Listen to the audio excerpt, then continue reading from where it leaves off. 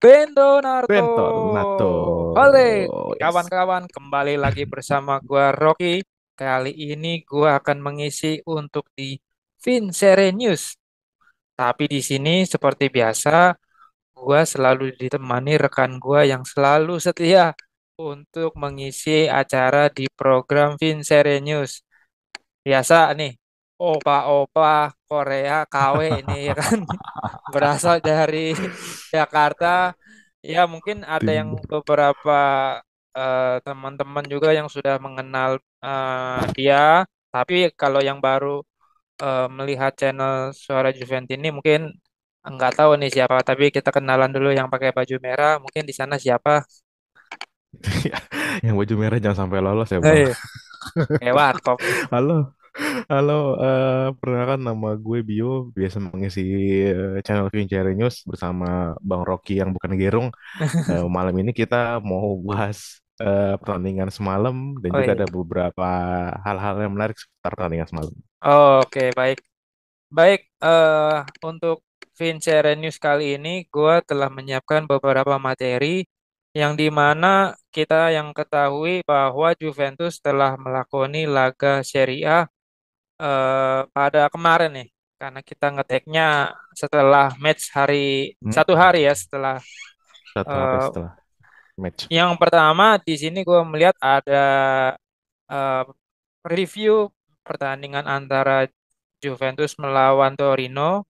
Lalu yang kedua adalah kembalinya superstarnya Juventus setelah sekian lama dialami cedera, akhirnya Pogba kembali bermain pada match melawan Torino.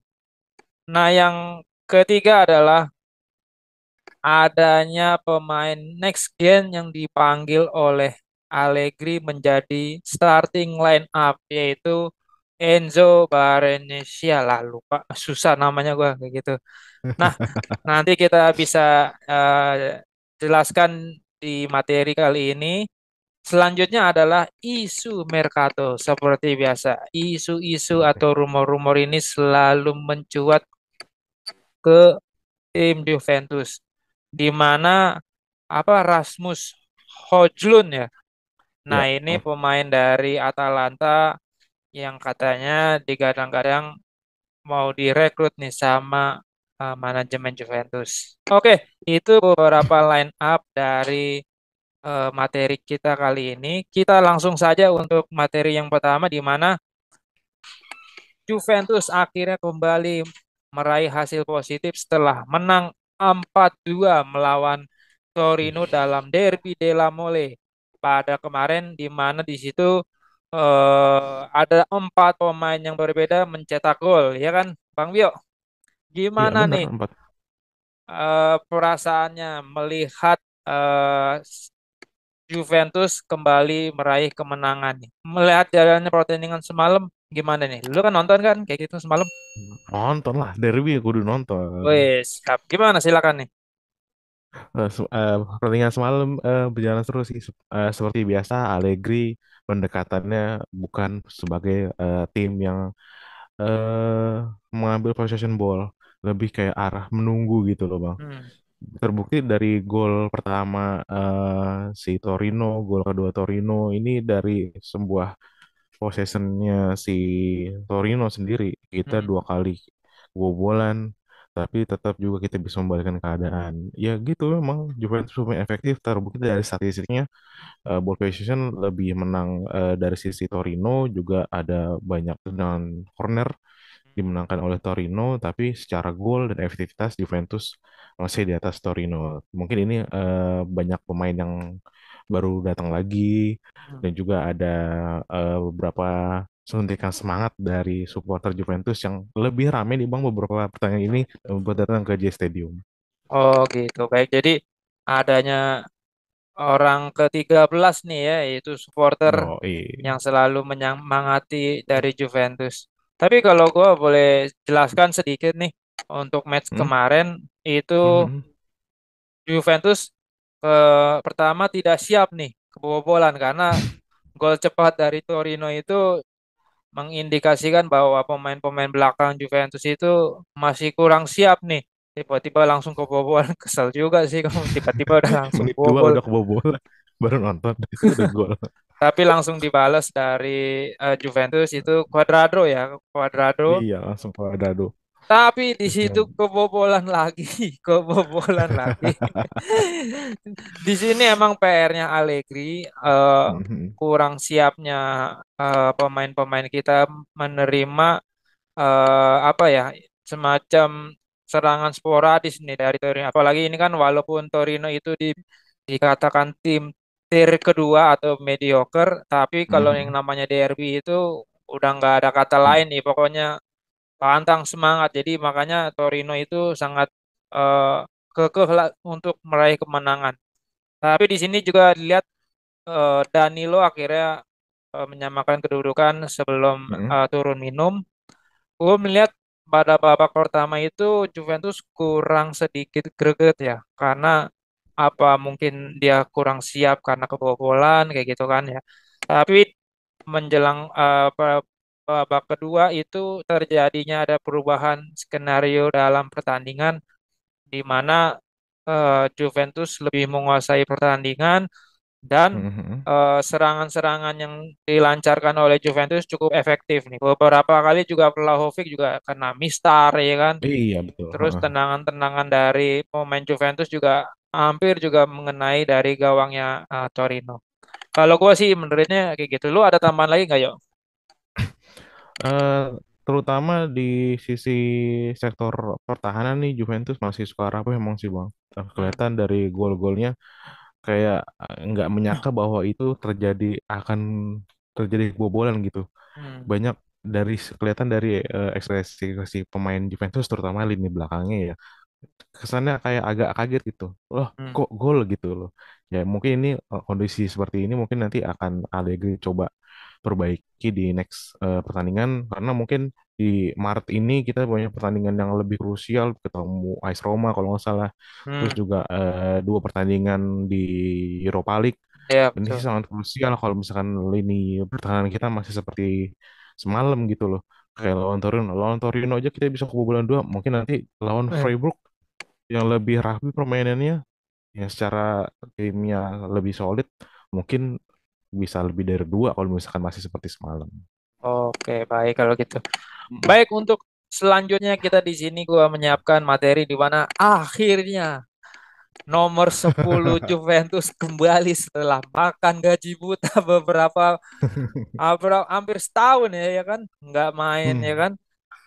Akhirnya Pogba masuk menggantikan siapa tuh di menit ke-68. Berencana. Ya Barencea ya. Hmm. Menurut lo gimana Bang Bio nih? Akhirnya Pogba kembali bermain setelah mengalami cedera. Gue juga nggak tahu tuh cederanya apakah entah ACL kah, entah kaki kah. Gue kadang Saya gue justru. kemarin udah masuk di Heeh. bawah list oleh Allegri, tetap aja nggak main juga. Tapi akhirnya ini kayak seperti apa ya? Bisul yang Penantian pecah ya. kayak gitu ya. Terus kayak gitu. Akhirnya yang ditunggu-tunggu oleh fans setelah beberapa bulan Hmm. akhirnya Hmm. Pogba kembali bermain. Bagaimana perasaan Bang Dio setelah Pogba kembali bermain lagi nih? Oh, gue sih senang banget lihat semalam dia latihan terus say hello ke supporter semuanya bahwa dia akan main malam ini tuh gue senang banget. Hmm, Tapi pas dia main gue kayak rada-rada takut, takut ya. takut Dia cedera masih lagi. aku cedera lagi. Karena kan tim Torino mainnya agak cepat dan juga agak fisikal gitu loh. Hmm, Jadi banyak duel-duel yang mana tapi dia bisa menang duel dua kali, aerial duel sekali sama cover di pertahanan Juventus dia menang sekali. Itu sih apa ya? Dia kayak mempunyai menunjukkan determinasi kalau dia masih ada gitu loh, Bang. Dari hmm, semalam. Dan juga kan nomor 10 Juventus gitu loh, siapa yang iya, nggak nunggu-nunggu gitu. udah, Yang spesial. Nah, Allegri suka kan Allegri suka nomor 10 tapi gelandang tengah gitu. Ini semalam mainnya juga lumayan oke sih buat pemain pengganti yang dari menit 70 baru main sih dan juga baru comeback ini keren sih si Pogba. Mungkin ya, nanti next oke, dia bisa konsisten biar nggak cedera lagi. oke, baik. Ini mungkin kalau gue pribadi ya Pogba tuh harus dimainin. karena udah gajinya lumayan cukup besar, kisaran 8 juta euro. Hmm, Nah, ini harus dimainkan walaupun belum secara full ya. Tapi di ya, sini gue melihat adanya progres yang baik ke depannya. Apalagi pemain-pemain Juventus juga udah pada mulai pulih ya dari cedera.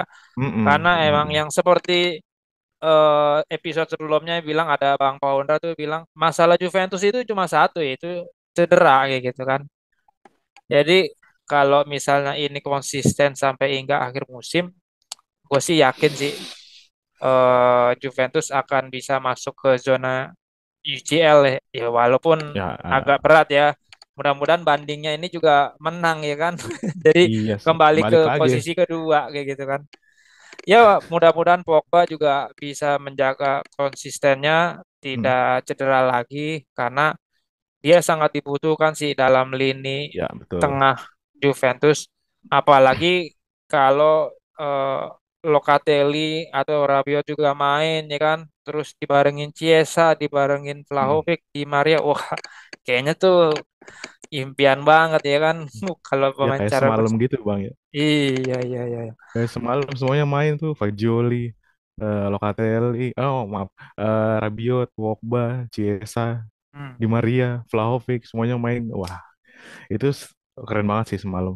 Memang semalam sih banyak Juventini lain beranggapan bahwa semalam tuh pertandingan yang Juventus yang kita tunggu-tunggu gitu. Oh, oke baik. Baik, untuk selanjutnya di sini gua menyiapkan materi yang eh, cukup mengagetkan nih, karena di mana Allegri memasukkan pemain next gen atau pemain muda dari Juventus yaitu Enzo siapa Barrenetsia, Berencia, Berencia. Barrenetsia, pemain Mm. dari Argentina ya kalau nggak salah nih. Iya, betul. Ini menjadi Argentina. line up dan pilihannya Allegri ketika Locatelli terkena akumulasi kartu Mm. kuning nih. Gue sih cukup kaget ya tiba-tiba Allegri memainkan dia menjadi starting line up. Menurut lo ya, emangkah sudah pantas dia masuk ke tim utamanya Juventus? Melihat pemain-pemain tengah Juventus juga banyak ya yang masih ya istilahnya cukup terkenal ya. Tapi ini tiba-tiba ada Enzo Barrenetsia nih. Kalau boleh lo jelaskan nih siapa sih ini pemain ini sih? Eh, si Enzo Berencia ini Hah? pemain dari Argentina, masih 20 tahunan. Dan Hmm, juga dia memang posisinya memang pure-nya DMF Bang, seperti hmm, ibaratnya tipenya seperti metronom lah. Jadi dia mengatur di antara lini belakang dan lini depan atau lini tengah. Dia hmm. menjadi jembatan seperti itu. Seperti tipe-tipe kayak Sergio Busquets, Rodri gitu Bang. Ataupun juga bisa menjadi, kadang juga kalau misalkan backnya maju, dia menjadi orang yang menggantikan back tersebut untuk mengisi di posting di belakang. Terbukti semalam banyak cover dari dia, juga ada Ya. passing-passing yang rebuild dari dia, rebuild dari serangan-serangan Torino, dia langsung ke depan lagi, ke kanan ke kiri. Terbukti juga gol semalam, golnya Cuadrado mungkin juga hasil dari rebuild dari dia, karena operan dari dia langsung ke Di Maria Kostik, Kostik crossing ke dalam penalti, langsung kena Cuadrado dan gol. Ini sih bagus sih, baru 20 tahun, dan juga sekarang kan dia mengisi posisinya Locatelli ya. Sementara di sana masih ada Paredes seniornya langsung dari Argentina. Iya. Tapi mungkin secara kebutuhan tim, Allegri semalam juga ngomong ini secara kebutuhan tim memang saya ingin memainkan si Barrenechea ini. Hmm. Terbukti banyak serangan-serangan dari Locatelli dari Torino yang bikin Juventus agak kewalahan kalau misalkan si Barrenechea ini nggak ada, karena memang Hmm. Barrenechea ini agak fisikal orangnya Oh. daripada Paredes. Paredes ini lebih agak ke stylish. Cuma kalau misalkan Barrenechea ini dia masih muda, staminanya lebih kuat dari Paredes, makanya yang dipilih ada Barrenechea. Oke, baik. Tapi menurut lo ya, apakah ada kemungkinan Indonesia ini bisa mengisi selalu di tim utama Juventus nih? Karena kan seperti kita Mm, ketahui di situ masih ada Mattia Sule, terus Miretti, terus mm, Fagioli, terusnya ya ada lagi lah ya pemain next gen ya mm. istilahnya gitu. Menurut lo dia ke depannya nih apakah emang cuma menggantikan Locatelli aja kah yang terkena suspend kah? Apakah Mm. emang Allegri sudah mulai mencoba memasukkan pemain-pemain muda untuk menjadikan prospeknya atau proyeknya di musim depan nih? Gimana nih? Menurut gue sih ini sih terlepas dari bukan tradisinya Allegri yang memainkan pemain muda Hmm, jadi starter, terutama di pertandingan yang penting seperti derby kali ini. Barrenetxea ini kayaknya mungkin bisa jadi prospek masa depan Juventus karena pemain yang seperti tipenya dia ini saat ini di dalam skuad Juventus masih kurang gitu loh Bang. Di lini tengah tipenya banyak yang box to box, banyak yang game maker.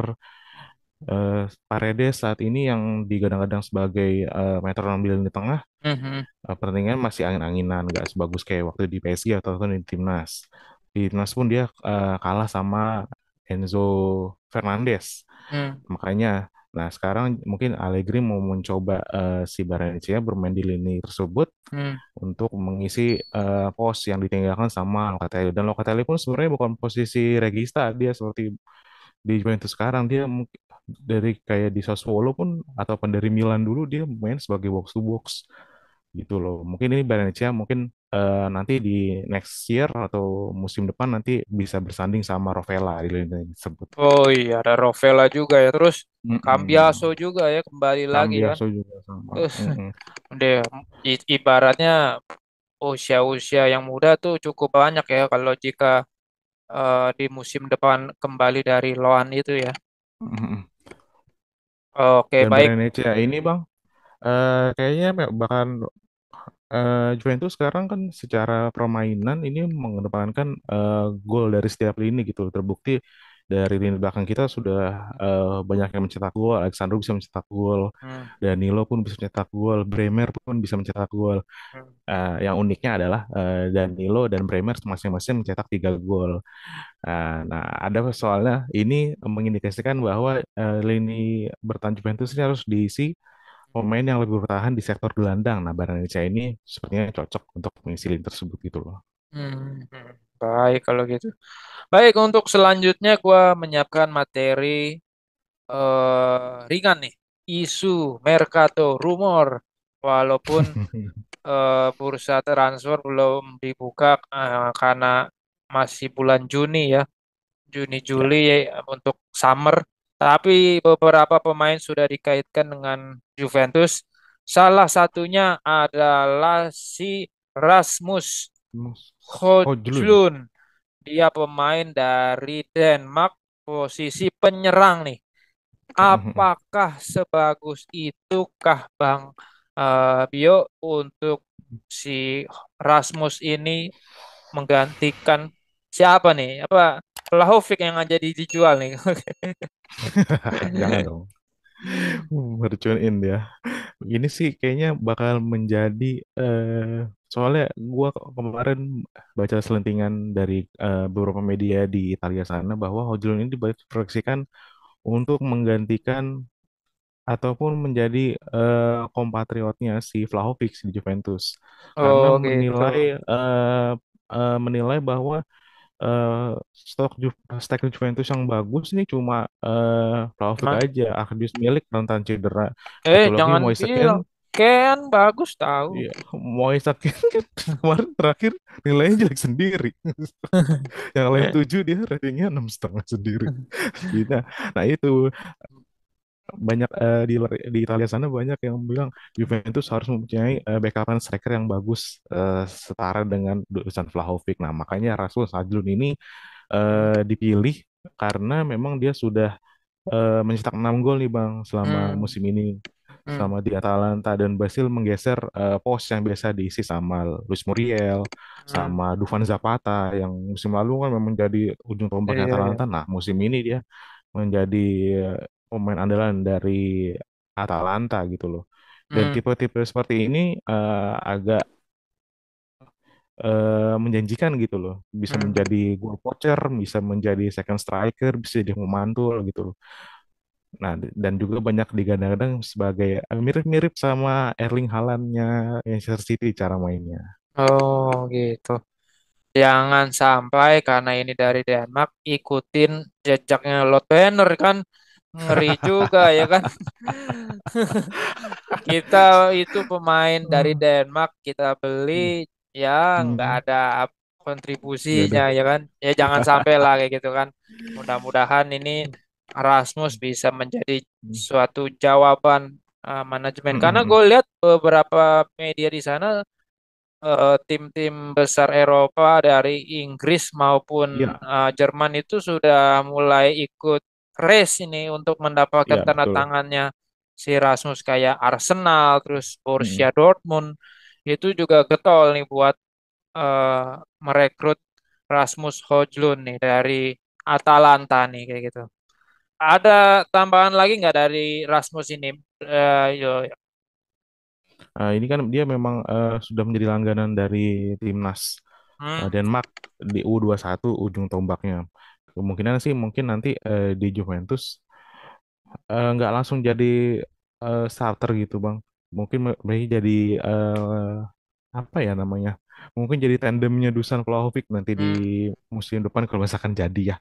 Ini sih kayaknya Allegri juga mungkin nggak terlalu sering pasang dia dan juga karena emang Juventus ingin mempermainkan si Arkadius Milik, jadi mungkin eh, striker-striker yang semacamnya hmm. mungkin nanti akan dipinjamkan terlebih dahulu biasanya sih seperti itu. Oh gitu. Jadi disekolahin dulu ya, udah dibeli, sekolahin dulu atau enggak dimasukin. Masa ya ini dimasukin ke next gen nggak mungkin kan kayak Enggak, gitu. enggak. Kalau ini sih enggak. Soalnya udah pengalaman di Serie A sih kayaknya bakal disekolahin dulu. Mungkin kayak model beli Federico Gatti gitu loh Bang. Dibeli Hmm. tapi tetap masih di klub sebelumnya gitu loh. Oke, baik kalau gitu. Baik untuk materi kita cukup sampai di sini karena Hmm. Vincerius itu menginformasikan yang highlight-highlight aja, yang ringan-ringan aja. Karena untuk yang berat-berat itu ada di sesi yang lain. Tapi di sini gue ucapin banyak terima kasih buat Mas Bio yang sudah mengisi acara di Vincere News. Baik untuk kawan-kawan juga jangan lupa selalu dukung channel kami karena kami akan terus eh, menginformasikan update-update terkini dari seputar Juventus. Baik itu jangan lupa di subscribe karena subscribe itu gratis. Dan jangan lupa juga di share ya, di share ke rekan-rekan atau teman-teman yang eh, ingin melihat atau diskusinya para fansnya Juventus yaitu adanya di Suara Juventus. Jangan lupa juga di komen karena kolom komentar itu sangat penting nih. Baik itu kritik, saran maupun apapun itu kita bisa terima karena dengan adanya itu kita bisa memperbaiki kekurangan kita karena di sini kita juga masih belajar nih untuk menyiapkan materi yang lebih baik lagi. Oke, akhir kata aja dari gua ucapin banyak terima kasih baik itu Bio maupun gua. Sampai jumpa lagi di lain kesempatan. Fino alla fine, Forza Forza Juve. Juventus.